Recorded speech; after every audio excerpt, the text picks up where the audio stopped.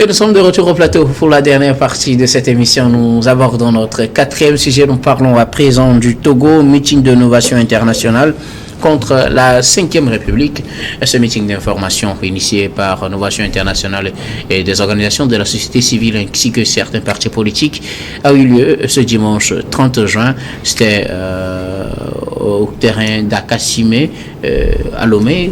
Occasion pour cette organisation et les parties prenantes de pouvoir s'adresser aux citoyens togolais sur la nouvelle constitution. Ils saisissent l'occasion pour s'insurger, disons, contre cette nouvelle constitution. On sait que la nouvelle constitution togolaise, votée et promulguée finalement le 6 mai dernier, a toujours fait objet de débats dans la classe politique. Plusieurs acteurs ont critiqué la manière d'arriver au changement de la constitution qui plonge finalement le Togo dans une 5e république.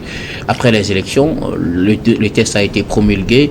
Cela fera bientôt 2 mois. Et les organisations continuent quand même de critiquer cette manière d'arriver à la 5e république et contestent cette nouvelle constitution de 2024, donc qui vient remplacer la constitution de 92. C'était l'objet principal de ce meeting d'information tenu ce dimanche à Lomé. Je voudrais bien commencer par vous, Fioclo. D'emblée, ma question elle sera simple. La Constitution, malgré tout, a été promulguée il y a de cela bientôt 2 mois. Peut-on arriver à encore changer les choses et retourner à la Constitution de 92 comme le réclament ces organisations? Oui, l'innovation internationale et Front Togo Citoyen Debout ont organisé. Front Citoyen Togo Debout. Bon, c'est le contraire. Front Citoyen Togo Debout ont organisé à Kondjedji il y a quelques semaines un meeting d'information et ils ont récidivé ce week-end sur le terrain d'Akassimé pour parler toujours de la révision constitutionnelle pour la 5e République. D'après les informations à ma possession, l'information que ces 2 structures ont portée, c'est qu'il n'y avait pas eu de consultation populaire, c'est-à-dire de référendum, pour arriver à cette révision. Or, dans la même constitution de 1992, il est question que il y a une disposition, bien des dispositions qui disent que on peut réviser la constitution par voie référendaire et par vote à l'Assemblée nationale. Et c'est ce qui a été fait. C'est pour cette illégalité, c'est à cause de cette illégalité que la loi a été promulguée. Donc moi je ne vois pas qu'une loi promulguée est sortie au journal officiel peut être encore retirée. Et donc pour vous, ce n'était pas la peine de faire ce meeting ce meeting d'information n'engage que les auteurs. Alors, finalement, on sait que, comme vous l'avez dit, on peut changer la Constitution par voie référendaire, mais aussi par vote à l'Assemblée nationale, si un certain pourcentage est requis, selon la Constitution de 92. Mais avoir le contexte, si ce n'est pas pour retourner à de vieux débats, permettez, mais avoir le contexte, la plupart des acteurs avaient demandé qu'au moins on aille à un référendum. Pourquoi n'a-t-on pas plutôt choisi l'option référendaire, même si les tests permettent qu'on aille quand même par le vote? Je suis un observateur de la scène politique. Si le parti majoritaire à l'Assemblée nationale et le parti unir a décidé de prendre cette option, il faudrait mieux d'aller leur demander pourquoi cette voie a été choisie. Moi, je ne peux pas parler à leur place. Merci beaucoup à vous, M. Claude Anglenou. Je reviendrai à vous tout à l'heure, mais bien avant. Firmin Teko Agbo, Novation internationale et d'autres organisations, et bien sûr de la société civile et des organisations politiques ou partis politiques ont tenu ce meeting d'information ce dimanche à Lomé. L'objectif, c'était d'informer sur le processus qui a conduit au changement de la Constitution, un processus qui est toujours contesté par certains acteurs de la politique togolaise, des acteurs de la société civile également, et aussi réclamer au meilleur des cas un retour à la Constitution de 92. Vous savez, ce n'est pas la première fois que des Togolais demandent un retour à la Constitution de 1992. On a demandé en 2017, au temps fort de la crise. Mais est-ce que cela était fondé véritablement, si on pouvait en réalité retourner à la Constitution de 1992? Après, on a fait les réformes et aujourd'hui, on passe encore à une autre réforme. Bon, moi, je l'appelais une réforme beaucoup plus profonde jusqu'à un changement fondamental de la Constitution. Mais je me demande véritablement le problème qu'il y a entre les acteurs politiques togolais. Ceux qui demandent un retour à la Constitution de 92, pourquoi ils chérissent tellement cette Constitution de 1992? C'est la question fondamentale. Parce qu'on se dit, si je peux vous apporter des éléments pour permettre d'évoluer, ils disent que cette constitution, cette constitution de 92 a été obtenue à la suite d'un processus référendaire. On se dit que les Togolais ont été consultés et donc dans la logique pour changer de constitution, il faut encore consulter les Togolais qui s'étaient mis d'accord pour adopter quelque chose en 92. S'il faut le changer, il faut encore les consulter. Mais vous savez, il y a deux possibilités. Il y a par voie référendaire, il y a aussi par voie législative. Vous savez, il y a dans toutes les constitutions au monde, il y a cette disposition qui permet au président de la République, je ne vais pas dire ici, au Premier ministre ou à un cinquième des députés de l'Assemblée nationale d'avoir l'initiative pour pouvoir changer la Constitution. C'est-à-dire, vous faites des propositions, vous dites, vous n'êtes pas d'accord avec certaines dispositions parce que peut-être ces dispositions ne s'adaptent pas autant ou au contexte ou aux circonstances. La première chose. Vous pouvez avoir l'initiative, mais quand vous allez à l'Assemblée nationale, ce n'est pas possible, ce n'est pas possible, ou ce n'est pas tout évident que votre initiative puisse passer. Parce qu'il faut que 4/5 des députés à l'Assemblée nationale votent votre proposition. Si les 4/5 disent non, ça veut dire que votre position ne va pas passer. C'est là où on parle de la révision, on classe notre constitution comme étant une constitution à révision rigide. C'est une constitution rigide parce qu'il faut que les 4/5, c'est difficile d'avoir 4/5 des députés à l'Assemblée nationale pour pouvoir passer à une révision constitutionnelle. Surtout au XXIe siècle, il est difficile qu'un seul parti ait les 4/5 des députés à l'Assemblée nationale. Sauf qu'on en a beaucoup plus ici. Sauf qu'on en a beaucoup plus. C'est des situations un peu exceptionnelles quand un parti a plus de les 4/5 des députés, ça veut dire l'autre camp, c'est-à-dire l'opposition, est désavouée au niveau de la population. C'est ce qui se passe, par exemple, quand vous voyez un peu ce qui s'est passé aux législatives dernières, où UNI a plus de 108 députés, c'est ça, 108 députés sur 113. Voilà, ça c'est une possibilité. On a la possibilité de passer à la modification, mais il faut que les 4/5 des députés de l'Assemblée nationale soient d'accord. Auquel cas, on ne révise pas. La voie référendaire, beaucoup ne choisissent plutôt la voie référendaire. Je vais vous donner un exemple. Bien sûr, la démocratie nous a appris le référendum, la voie référendaire, mais arrivé à un moment donné, je suis en train de réfléchir. Vous voyez ce qui s'est passé en 2005 en France. En France, en 2005, Jacques Chirac était président de la République. Jacques Chirac a soumis par référendum au peuple français la Constitution européenne. Le peuple français ce dimanche 29 mai 2005 a dit non. Donc le peuple français n'a pas adopté la Constitution européenne. Mais Sarkozy, quand il est arrivé en 2006, il a dit non. Moi, je ne veux pas adopter je ne veux pas essayer un autre référendum. Moi, je demande à l'Assemblée nationale française d'adopter ce texte-là. Et cette Constitution européenne, l'Europe, c'est plus de 400 millions d'habitants. Cette Constitution européenne a été adoptée majoritairement par l'Assemblée nationale française. Donc c'est à partir de ce moment que beaucoup ont commencé par réfléchir en disant que non. Mais si le référendum peut nous coûter ci ou ça, mais pourquoi ne pas essayer avec l'Assemblée nationale? Puisque la Constitution même laisse ouverte cette possibilité-là.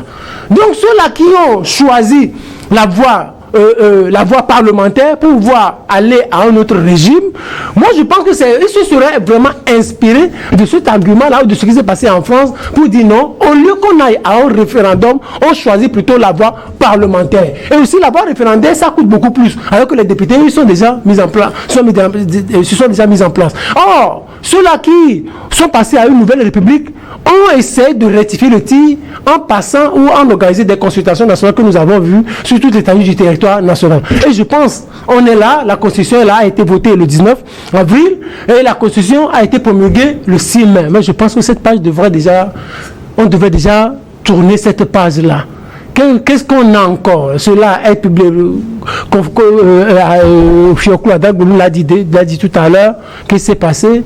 Cela est publié dans le journal officiel de la République togolaise. Qu'est-ce qu'on veut encore? Qu'on dise aujourd'hui, on ne veut plus de cette 5e République où on retourne intégralement à la 4e République. Je pense qu'à ce niveau-là, on dirait simplement que le Togo n'est pas dirigé par un président de la République ou le Togo n'est pas dirigé parce que ce serait déjà dans une certaine faiblesse. Il n'y aurait pas d'autorité. On est déjà à une 5e République. Moi, je pense que le vin est tiré, il faut le boire, il faut passer à autre chose. Moi, j'ai toujours cette phrase de Fond Yessime qui disait en 2005, c'est-à-dire on avait nommé Edem Kodjo Premier ministre et après on passait assez de temps pour former le gouvernement. Fond Yessime devant les caméras dit, je répète toujours cette phrase. Et parce que cette phrase, moi ça me fait travailler tous les jours. Fond Yessime avait dit, soit vous venez, on avance ensemble, soit vous ne venez pas, on avance sans vous. Moi, je pense que le temps de la Constitution de la 5e République est déjà tourné. Nous sommes en phase transitoire. Pour rentrer pleinement dans la 5e République, il faut passer à autre chose. Ceux qui sont en train de manifester, moi, je ne les critique pas. Ils sont dans leur droit démocratique. Mais qu'ils sachent qu'ils n'iront nulle part avec ça. Qu'ils n'iront nulle part. Ils iront où? Ils n'iront nulle part. Ils n'aboutiront à rien. Ils n'auront aucun résultat quant à leur manifestation. Et puis, ce qui est extraordinaire, moi, je n'ai pas encore vu ceux-là qui contestent la 5e République. Je n'ai pas encore vu quelqu'un nous dire qu'il a lu la Constitution de la 5e République du premier article au 100e article. Et voilà les critiques apportées par rapport au texte. Il n'y en a pas. Il y en a pas. On peut reprocher un certain nombre de choses à la 5e République, mais qu'on nous dise d'abord, voilà ce que nous reprochons à la 5e République. Et mais c'est plus ceux qui chantent la 4e République. La 4e République n'est pas la meilleure des constitutions au monde. La 4e République, c'est... Peut-être pour eux, pour le Togo, c'est la meilleure constitution. Non, pour un certain nombre de Togolais. Oui, bien sûr. Pour un certain nombre de Togolais, peut-être c'est la meilleure constitution. Moi, je ne trouve pas que la constitution française, c'est quand vous voyez un peu, vous lisez la constitution française du 4 octobre 1958 et quand vous lisez la constitution togolaise du 14 octobre 1992, c'est presque la même chose. La France, c'est une réalité. Et on allait prendre les réalités françaises pour ça. C'est pour ça que la Constitution de 92 a été toujours conflictuelle. La Constitution de 92, c'est une Constitution qui a toujours été conflictuelle. Voyez un peu notre histoire. Toutes les constitutions sont souvent comme ça. Et voilà. Oui, et puis... Est-ce à dire qu'elle n'est pas bonne? Non. Est-ce qu'il y a une Constitution bonne? C'est juste est-ce qu'il n'y a pas de constitution? C'est juste des constitutions qui s'adaptent? Non, c'est juste des documents circonstanciels qui essaient de régir la vie d'une nation, c'est tout. Parce que quand vous voyez même la constitution française, elle a été modifiée à plus de 25 fois, la constitution française. Parce que le général de Gaulle, lorsqu'il lui est arrivé, il s'est taillé une constitution à sa mesure, une veste pour lui-même. Et ceux-là qui lui ont succédé ont aussi taillé leur constitution à leur juste valeur. Donc en réalité, il faut passer à autre chose. Aucune constitution ne viendra nous construire des ponts, aucune constitution ne viendra nous construire des chaînes de télévision, aucune constitution ne viendra nous construire des maisons, de grandes bâtisses, mais c'est la gouvernance. Moi, je pense que c'est la gouvernance. Si on veut avoir un Togo heureux, on veut les Togolais heureux, moi, je pense que cela relèvera de la responsabilité de ceux-là qui sont en train de gouverner. Moi, je pense qu'il est l'heure. Il est temps aujourd'hui de passer à autre chose. Pour conclure, par rapport au référendum, moi, aujourd'hui, après avoir lu beaucoup de choses, moi, je pense que les référendums constituent un faux problème. Moi, je ne suis jamais d'accord avec le référendum. Regardez, en 2005, on demandait à plus de 68 millions de Français de dire oui ou non par rapport à un test. Est-ce que vous êtes sûr que ces 68, au moins 40 millions, avaient pris du temps nécessaire pour lire les tests du premier article jusqu'au dernier article? Oui, mais puisqu'il faut avoir leur avis quand même. Oui, il faut avoir leur avis. Ça veut dire... après. Oui, ça veut dire... Moi, c'est pour cela que moi, je suis un peu d'accord avec les Américains qui ont réservé la politique aux grands électeurs, à peut-être à un certain lobby ou à un certain groupe qui réfléchissent, parce que le peuple en réalité, dans sa majorité, n'a pas assez de temps nécessaire pour pouvoir étudier les tests. Quand on parle de 92, on parle de référendum. Vous allez me dire aujourd'hui qu'à l'époque, le Togo peut-être était à 4 millions d'habitants, tous les Togolais du nord au sud avaient pris du temps nécessaire pour lire la constitution de 1992 du premier article jusqu'au dernier article. C'est qu'elle a voté par les Togolais, ils l'ont accepté. Oui, ils l'ont accepté. C'est pour dire que cette constitution, voilà, là où je voudrais en venir, c'est qu'en réalité, nous copions des choses, on nous soumet des choses, nous disons oui ou non pour des choses que nous ne maîtrisons même pas. C'est ce que je vais essayer de dire. Je dis, nous votons pour des choses que nous ne maîtrisons même pas. Alors, quelle serait la solution? Je reviendrai à vous le temps qu'on trouve la solution à ce genre de situation. Permettez que j'ai l'avis de Gabin Adjaro sur cette rencontre d'information contre ce meeting d'information contre la nouvelle constitution au Togo. C'était à l'initiative de plusieurs organisations de la société civile et des partis politiques qui contestent le changement de constitution et le fait que le Togo se retrouve aujourd'hui dans la 5e République. Oui, avant de répondre à ta question, j'aimerais apporter un éclairci à Firmin, qui se demandait pourquoi est-ce qu'on s'attache terriblement à cette constitution de 1992. Je vais être clair avec lui. Je vais te donner une réponse. La réponse est que cette constitution prévoit l'alternance après 2 mandats.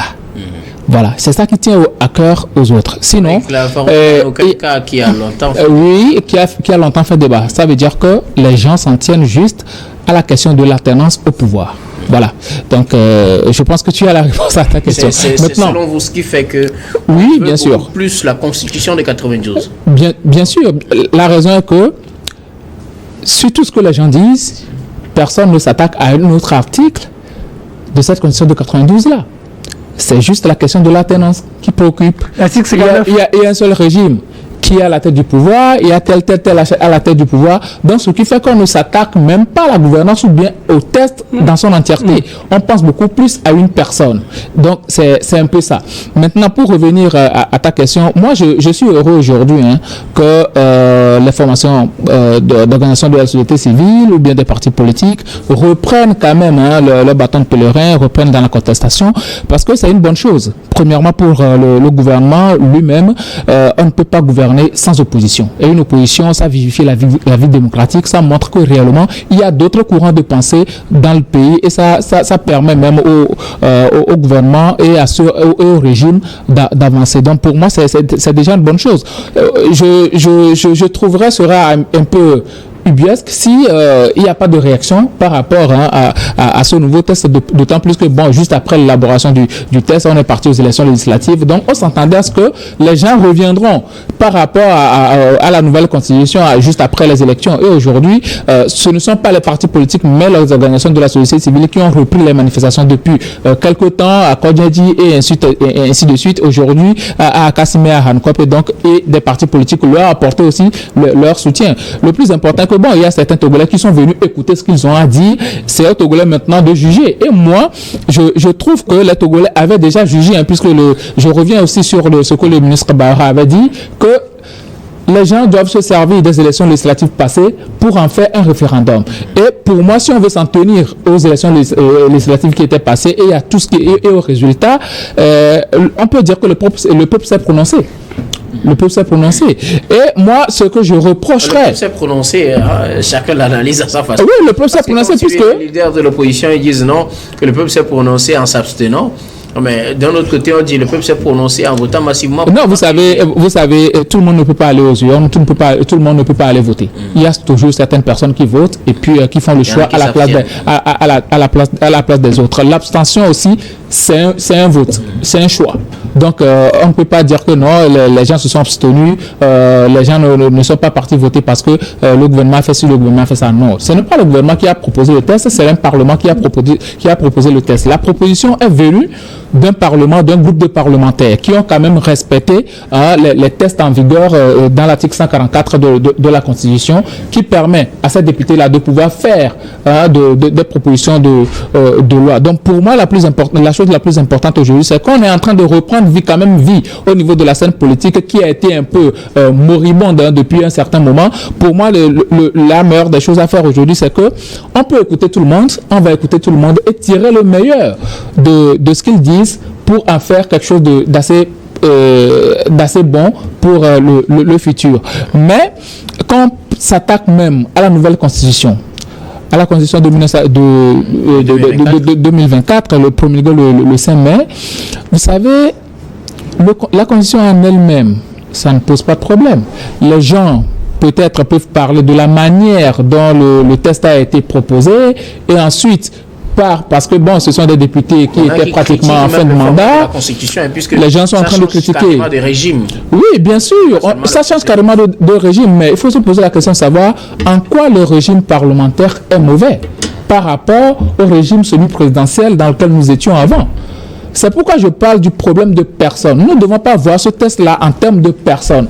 Beaucoup de personnes voient le test en termes de personnes parce qu'ils se disent, il y a le chef de l'État qui était là, qui va devenir le président du Conseil, et ensuite, son mandat n'est pas limité. Donc, les gens beaucoup plus se calquent sur la personne du président de la République actuelle, président du parti politique Unir, pour en faire un débat. Normalement, ça ne doit pas faire un débat. Ça ne doit pas faire un débat.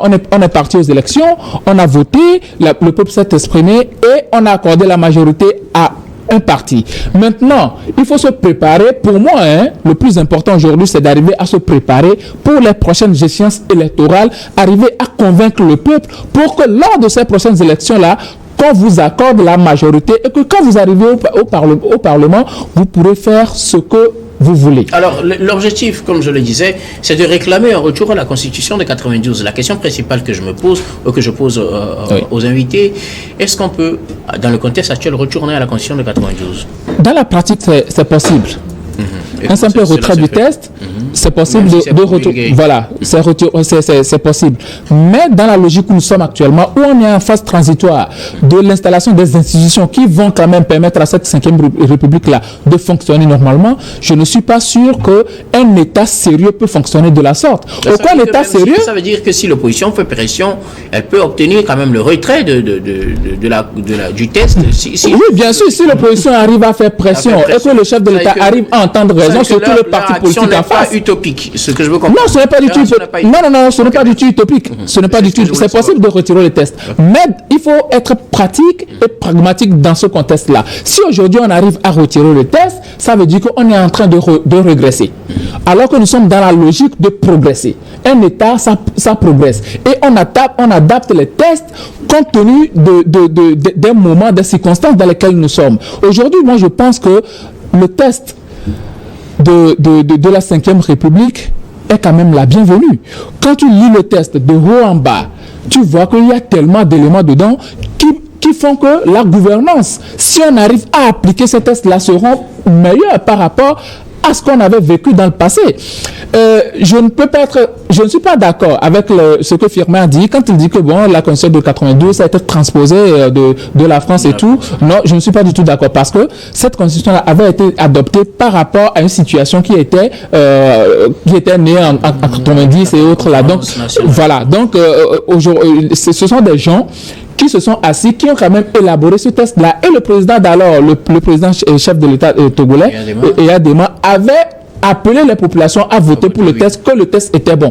Donc le test n'était pas conflictuel en lui-même. Ce qui a posé problème, c'est après 2003, après que le président ait décidé de se représenter aux élections présidentielles, alors que lui-même, il avait déjà donné sa parole de militaire en 2002.